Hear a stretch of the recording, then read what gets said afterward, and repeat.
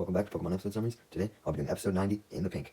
The episode begins with Ash and the gang riding in the ocean on Lapras as usual, with Ash examining the GS ball, while Tracy tried to make Togepi laugh by playing peekaboo with it. But Togepi isn't having any of it, as it only accepts Misty as its entertainer. As revenge, Tracy makes fun of the Togepi for not knowing any attacks, stating how fucking weird that was, and Misty agrees, unaware of course that Togepi had successfully used Metronome in the last episode, as she remembers how Togepi had failed to learn Headbutt even when she tried to teach it. The most embarrassing part was that she just ended up hurting her own head in the process, as she tried to emulate the headbutt, but Togepi wasn't having any of it. She then clarified to Tracy, though, that just because she agreed that it was weird that Togepi didn't know any attacks, it didn't mean that she thought any less of her, and she proceeded to hug Togepi, saying that even if it didn't learn any attacks, it was still her favorite Pokemon. Ash states that the reason Togepi didn't know any moves was simply because Misty wasn't training it properly, but he quickly regrets saying this as Misty proceeds to grab him by the face, about to absolutely wreck the shit out of him, but their argument is then stopped as Lapras begins to wail around in the water, shaking wildly. Tracy is the first to notice the cause of this shaking, being a whirlpool, but before they can do anything, they're all knocked unconscious, and eventually they wake up on an island. Ash is the last one woken up, as he is woken up by Misty and Pikachu, and he immediately questions where they were, wanting to know the details aside from the fact that they were just on another random beach. Tracy thankfully had the details, as he had been studying a place called Pincon Island before, and this island resembled it very closely, being situated near whirlpools and having very, very, very large cliffs that had peculiar shapes. Tracy also excitedly tells them that if they were truly on Pincon Island, then that meant that there would be a whole bunch of Pokemon on this island that no one had ever seen, as no humans had ever successfully made it to the island in a long time, because of both the whirlpools and how hard it was to climb the large cliffs. Excited at the prospect of getting to sketch some rare Pokemon, Tracy begins to climb up the large cliffs, as Ash recalls Lapras into his Pokeball and begins to follow, with Misty also behind them. Ash and Misty have a bit more difficulty climbing though, so Tracy is able to make it up first, so he is the first one to spot a pink Rhyhorn.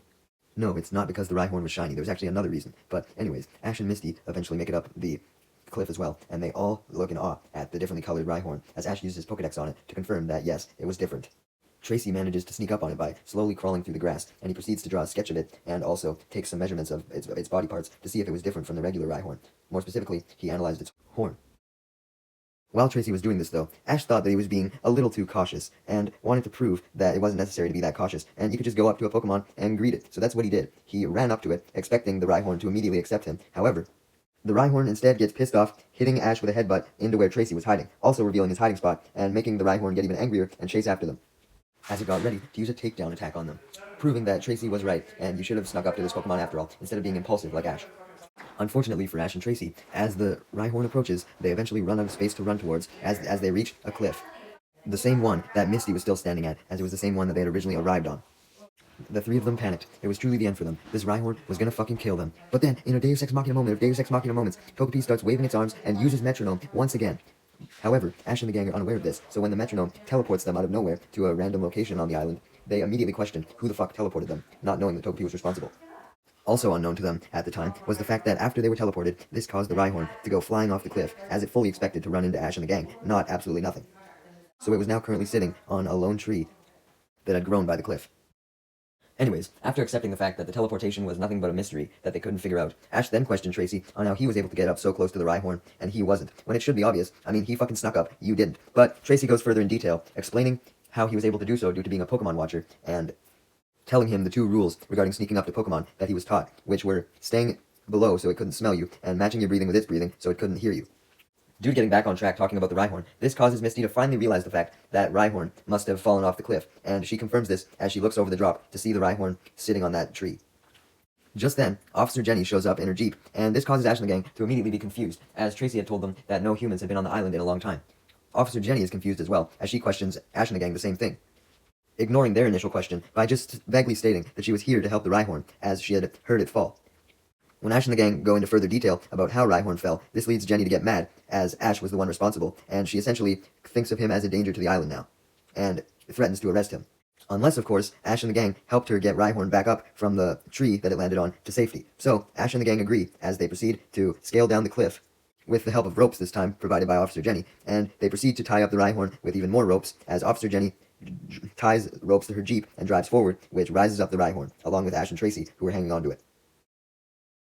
Meanwhile, the waters of Pincon Island were quite busy as well. First, we had Jigglypuff, who was hanging around on a little post, trying not to drown, and secondly, we had Team Rocket in their Magikarp sub, spying on Ash and Tracy as they were being lifted up. More specifically, Jessie was the one spying, as Meowth and James were forced to be the peddlers. However, Jessie did inform them of what she saw, which she excitedly stated was a pink Rhyhorn, which she found absolutely beautiful. Unfortunately for Team Rocket, though, their Magikarp sub then got caught in a whirlpool, and they were dragged away, as was Jigglypuff, drifting to the same location that Team Rocket was. Anyways, back with Ash and the gang, they had successfully got Rhyhorn back up the cliff, and Rhyhorn immediately walked up to Jenny and thanked her before walking off. Ash asked why the Rhyhorn was so comfortable around Jenny, with Jenny revealing that she had known the Rhyhorn for a long time. Ash gets confused by this once more, as he once again recalls how Tracy said how people haven't been on this island for a long time. So how did this Jenny know about Rhyhorn? Unfortunately, Ash doesn't have the opportunity to ask Jenny any other questions, as Tracy suddenly points out how Pikachu's tail had turned pink, along with its cheeks. This causes Ash and Tracy to worry, as they believe that Pikachu may have picked up some sort of sickness from the island, which would also explain why this Rhyhorn was pink. However, Jenny then pointed to a nearby tree and insisted that Pikachu must have ate the berries on that tree, known as Pinkon berries, named after the location they were exclusive in, explaining that these berries were the known cause of why the Pokemon turned pink, though confirming to Ash that the Pokemon only stayed pink if they continued to eat the berries every day. If you quit eating the berries, then the pink would wear off. So this meant that as long as Pikachu stayed away from the berries, it would go back to normal. It looked like Pikachu was really enjoying those berries though, Ash. Are you really going to restrict him from eating them just so he stays his regular color? Yes, he was. Meanwhile, as for Team Rocket, the whirlpool that they had been caught in had caused them to crash land on Pinkon Island. And Jessie was still excited by the prospect of pink Pokemon most of all, so she wasn't even concerned about the fact that their Magikarp sub was utterly fucked. She was concerned with finding some pink Pokemon, and encouraged Meowth and James to look as well. They eventually did spot a pink Pokemon from behind their Magikarp sub, being Jigglypuff. They initially got excited at this, and talked about how awesome it was to see a pink Pokemon. However, they then remembered that they were dumbasses, and forgot that Jigglypuff was pink to begin with. It wasn't at all special. Suddenly, Jigglypuff then begins to sing, so Team Rocket make their getaway, and are fortunately able to escape into the forest without hearing the Jigglypuff. Yay for them. We don't really need another falling asleep gag right now. But anyways, as Jessie and James walk through the forest, Jessie gets extremely excited when she sees all the pink Pokemon there. Yes, basically the entire fucking island was filled with pink Pokemon because of the Pinkon berries. It wasn't just the Rhyhorn. There were pink Mankey, pink Paris, pink Weedle, pink Caterpie, pink Pidgey. Jessie is initially the one who's most excited about seeing all these pink Pokemon, but Team Rocket soon share all the same enthusiasm, as Jessie suggests that they could make their own theme park with all the pink Pokemon, as the beautiful pinkness of all of them would attract a lot of people. She then proceeds to picture pink versions of essentially every fucking Gen 1 Pokemon. There's like Geodude, Venonat, Scyther, Electabuzz, Oddish. I'm about to do the fucking Pokerap, but there was basically everybody there. Fucking Diglets, Bellsprouts, Poliwhirls, and of course, there are Arbok and Weezing, whom they pictured as pink now, and they also pictured a loving wedding between the two or some shit. Okay, now they were really going off the rails. Maybe the pink Pokemon was acting like a drug on them or some shit. When they finally came out of their trip, they decided that it was time that they caught these pink Pokemon so that they could actually open this theme park for real. So they set out their Victreebel and Lickitung to go after the pink Pokemon. However, as soon as Victreebel was sent out, it, of course, went for James's head, as usual, because this gag never gets old. To make the gag even more annoying this time, even after James freed himself from Victreebel, Victreebel went back on him again, but thankfully it was deterred off thanks to Jessie's fan and her immense beatings. While Victreebel was useless, Lickitung had actually done something, as it went up to two pink Nidoran and proceeded to scare them, probably because it was so fucking ugly, and because they were scared, they immediately scurried away into a nearby little cave, with Lickitung following them. Despite being the last one in the cave, Lickitung is the first one out, as it runs away with the Nidoran now behind it. It wasn't just the Nidoran behind it though, it was a Nidoking, which the Nidoran had alerted to protect them, and it certainly was trying to, as it proceeded to chase after Lickitung and Team Rocket. Also, this Nidoking was also pink, although that should be obvious by now. Also, I'm going to point out how it's kind of funny that Jessie decided to use her pink Pokemon against the pink Pokemon. She never seemed to use Lickitung otherwise. Meanwhile, back with Ash and the gang, Officer Jenny had driven them to the island's police station that was located in the island's one little town that it had, confirming the fact that there were at least a few people on the island. Ash and Tracy were confused, as they believed that there was no humans on the island, as we knew. Thankfully, Jenny finally confirmed Ash and Tracy's questions, as she stated that the only people that were allowed on Pinkon Island were law officials such as herself, as they were supposed to protect the pink Pokemon. Anyone else was seen as a potential threat who could potentially try and steal the rare pink Pokemon and use them for shows, just like Team Rocket was planning to do. Jenny then thankfully confirmed, though, that despite Ash and the gang technically being on the island illegally, she wouldn't press any charges on them as thanks for helping her with the Rhyhorn, along with the fact that they had accidentally ended up on the island, so they weren't intending to get there. Now understanding why trainers weren't allowed on Pinkon Island, but Officer Jenny was there, they then decide to go call Professor Oak to see if he knew anything about the pink Pokemon themselves. Unfortunately, when they call him though, he reveals that not much else is known about them, aside from what Officer Jenny had told them, being that the berries turn them pink. This led Ash and the gang to question why so many people would want to steal the pink Pokemon just for shows if they knew nothing about them. Oak states, though, that the public probably not knowing anything about these pink Pokemon would make the shows even more attractive, as mystery attracts. Before Oak can say anything more, and it's not really like he had anything more to say anyway due to there being no information, Officer Jenny was the one who unveiled more information anyway. Muck comes up to him and does his classic smother as Oak ends the call. Just then, a buzzer in the police station sounds, which signified that there were potential poachers nearby. Jenny rushed out to go investigate, being the protector that she was, but Ash and the gang wanted to come along as well, and she reluctantly decided to let them go, also acting as another form of payment for accidentally intruding on the island. These people that were detected by the alarm system were Team Rocket, who had passed by the alarm system while being chased by the Nidoking. Team Rocket tried their best to deter the Nidoking by using Lickitung's Lick, Weezing's Smog, and Arbok's Rap attacks, and believe it or not, Team Rocket are actually successful, and Nidoking is slowed down, allowing them to take the chance to capture it. However, Officer Jenny shows up in her Jeep with Ash and the gang at the last second to stop Team Rocket. However, ironically, Team Rocket kind of stops themselves, as soon as they see Ash and the gang, they immediately go into their motto, this time wearing pink Tauros and Gengar suits for some reason, with Meowth bragging about how they were actually winning this time. They actually weren't winning though, as since they were so distracted by doing their motto, Pikachu took the opportunity to shock Meowth, knocking him down, and then moving on to Nidoking, trying to shock him as well. Team Rocket tried their best to command Arbok and Weezing and Lickitung to attack Pikachu, but the Nidoking, being angry at Pikachu's Thundershock, proceeded to fire indiscriminately by grabbing Arbok, Weezing, and Lickitung and throwing them at Team Rocket, and then hitting him with a tail whack, sending them blasting off. So, how ironic, despite Pikachu being the one to throw off the Thunderbolt, Nidoking had unknowingly just saved it from being attacked. This didn't mean that Nidoking liked Pikachu by any means though, as it still proceeded to chase Ash and the gang and Officer Jenny, even as they tried to drive away in Jenny's Jeep.